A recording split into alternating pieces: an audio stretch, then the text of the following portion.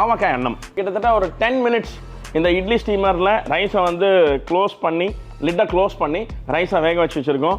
இந்த லிட்டை இப்போ ஓப்பன் பண்ணுறோம். ஒரு 2 டீஸ்பூன், அதாவது கெட்டி நெய் 2 டீஸ்பூன் கோபுரம் மாதிரி போட்டிருக்கிறேன். இந்த நெய் சூடானோடனே ஒரு 4 காஞ்ச மிளகா, 1 டீஸ்பூன் கடுகு,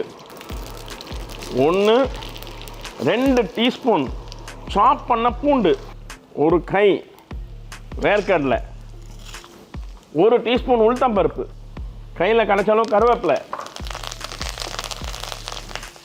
1 பச்சை மிளகா, 2 பச்சை மிளகா, 3 பச்சை மிளகா, 1/2 ஸ்பூன் பெருங்காயத்தூள், 1 தக்காளியை இந்த மிக்சரில் கொட்டுங்க.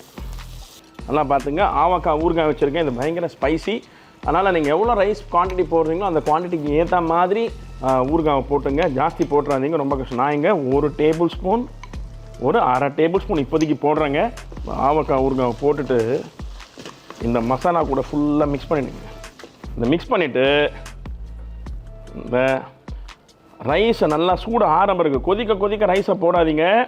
போட்டிங்கன்னா அப்படியே குழஞ்சி பொங்கல் மாதிரி ஆகிடும். ஸோ உதிராக இருக்கணும்னா ஆறுனப்பட்டு தான் போடணும்.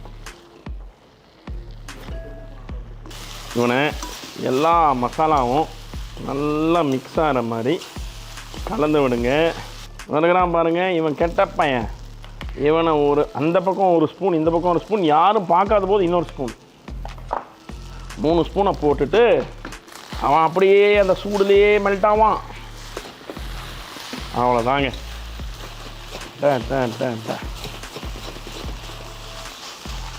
ஐயோ, ஆஹாஹா, இந்த கீழே காந்தல் ஒட்டுறான் பாருங்க. அவனை சுரண்டி சாப்பிட்டா मलाई का दम. Case of Karo. மேங்கோ மேலே போடு. அடுத்தது கொத்தமல்லியை போட்டுட்டு நல்லா மிக்ஸ் பண்ணி விட்டுருங்க. ஆவக்காய் ரைஸ் ரெடி. ஒரு ஃபேண்டாஸ்டிக் ஆவக்காய் அன்னம். இதே அந்த சமையல் உங்களுக்காக